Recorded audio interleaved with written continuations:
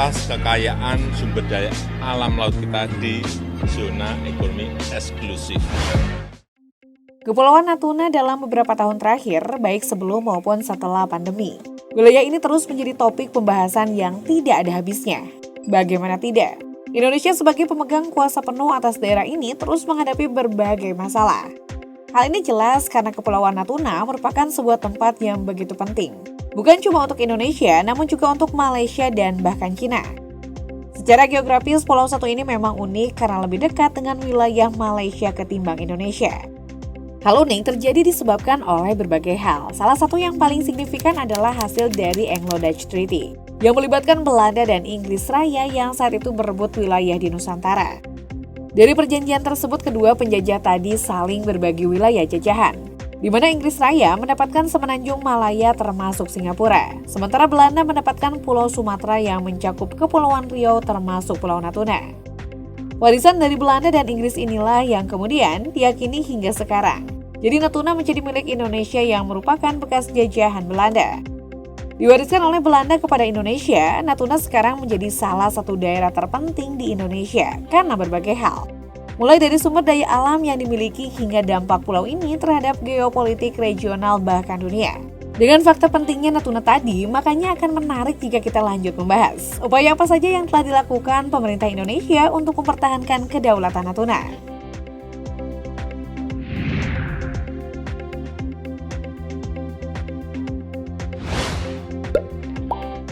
Kata mempertahankan kedaulatan Natuna memang sangat cocok untuk kondisi yang sekarang, di mana wilayah ini memang sering diklaim negara lain, utamanya Cina.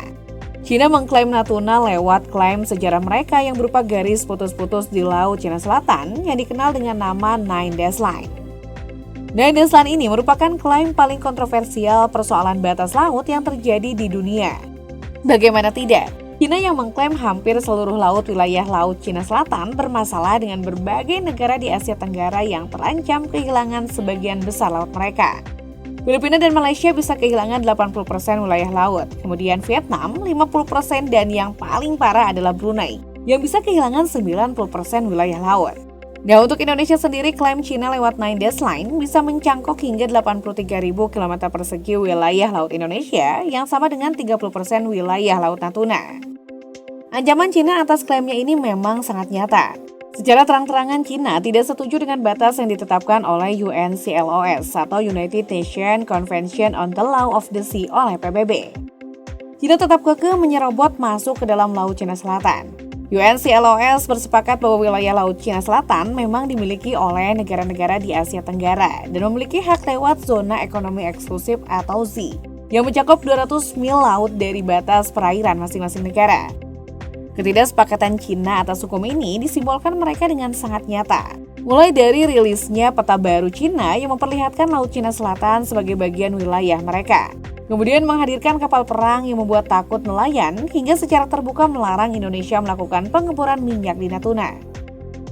Nah, dengan kelakuan Cina yang keterlaluan di Laut Cina Selatan ini, Indonesia jelas geram dengan tindakan negeri tirai bambu.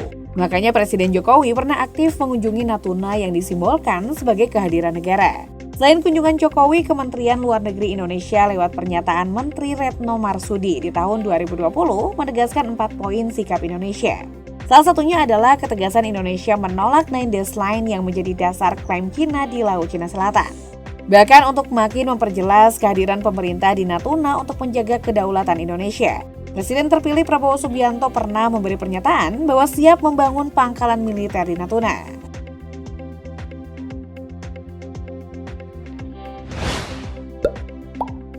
Sekarang mari masuk lebih jauh membahas pangkalan militer yang disebut Prabowo. Nah, ternyata rencana pangkalan militer di Natuna bukan hal baru. Sejak tahun 2017, hal ini sudah dimuat di website Kementerian Pertahanan. Di masa Menteri Ria Mizar Triakudu, rencana yang sudah lama diisukan ini kemudian makin gencar dibicarakan pada tahun 2020. Saat Prabowo memberi pernyataan kalau pangkalan militer di sana sudah siap untuk dibangun. Setelah rencana pangkalan militer di Natuna kembali mencuat, maka dimulailah berbagai upaya untuk merealisasikan hal tersebut. Pada tahun 2021, Panglima Komando Gabungan Wilayah Pertahanan atau Pangko Gabwilhan, Laksamana Madya TNI Muhammad Ali mengungkapkan Kalau di Natuna nantinya akan diisi oleh satuan TNI terintegrasi yang melibatkan Angkatan Darat, Laut, dan juga Udara. Tujuan utamanya adalah untuk menjaga kedaulatan wilayah Indonesia dengan segala upaya yang dimiliki. Nah, di tahun 2022, TNI Angkatan Laut sudah mulai melakukan pencarian lahan untuk pangkalan militer yang dimaksud di Natuna. Keseriusan dari TNI Angkatan Laut dalam pembangunan pangkalan militer ini memang tidak main-main. Karena satuan ini bahkan memindahkan markas Koarmada 1 ke Tanjung Pinang untuk mengawasi perbatasan wilayah Indonesia di Natuna. Dalam perpindahan ini, TNI Angkatan Laut akan menempatkan SSAT atau Sistem Senjata Armada Terpadu seperti kapal perang di sana, untuk memberi tekanan pada pihak-pihak yang coba menjerobot masuk ke wilayah Natuna. Dari segi spesifikasi pangkalan militer yang akan dibangun di Natuna pada akhir 2023 kemarin, diberitakan kalau pangkalan militer ini nantinya akan menjadi pangkalan militer canggih terintegrasi yang mampu meluncurkan frigat, kapal selam, hingga pesawat dalam waktu yang bersamaan. Spesifikasi seperti ini memang sangat dibutuhkan di Laut Natuna karena pengawasan yang harus dilakukan tidaklah mudah.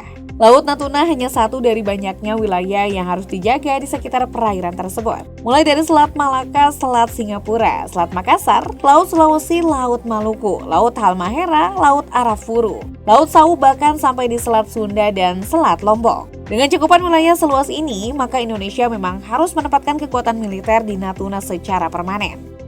Bicara lebih lanjut tentang pangkalan militer Natuna, sampai sekarang memang masih belum ada pemberitaan resmi kapan pangkalan militer tersebut akan selesai. Lalu berapa uang yang harus dihabiskan Indonesia? Dan meski belum mendapat kejelasan tentang peresmian pangkalan militer di Natuna, tapi sepak terjang alutsista yang ada di sana sudah positif. Salah satu contohnya saat pesawat CN-235 Indonesia berhasil mendeteksi persembunyian dari frigat canggih milik Cina dengan jarak 222 km. Kesungguhan Indonesia untuk membuat Natuna menjadi momok bagi negara asing juga dibuktikan dengan pindahnya lokasi latihan militer bersama ASEAN ke Natuna. Selain itu ada juga rumor yang diberitakan kalau Jepang akan mengirim 8 frigat canggih ke Indonesia, yaitu frigat kelas Mogami. Apabila rumor ini benar, maka Indonesia akan melibatkan anggaran sebesar 3,6 miliar US dollar atau 57,9 triliun rupiah. Jika Indonesia ingin menambah daya geber di Natuna, Indonesia juga bisa membuat pangkalan militer di Natuna, mampu menerbangkan jet tempur canggih sekelas KF-21 Boramae, yang jadi jet tempur generasi 4.5 Indonesia berkat kerjasama dengan Korea Selatan. Semoga dengan segala upaya ini Indonesia bisa mempertahankan Natuna secara sempurna.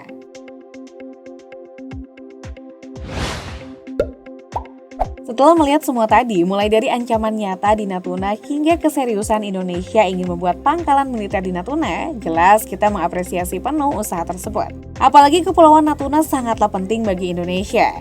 Dari segi sumber daya alam, Natuna ini diperkirakan menyimpan minyak bumi hingga 14.386.470 barel, dan juga gas bumi sebesar 112.356.680 barel. Kemudian dari segi geografis, Natuna menghubungkan dua samudra besar, yaitu Samudra Pasifik dan Samudra Hindia. Kondisi ini sangat strategis dalam navigasi laut untuk kebutuhan militer dan juga perdagangan internasional.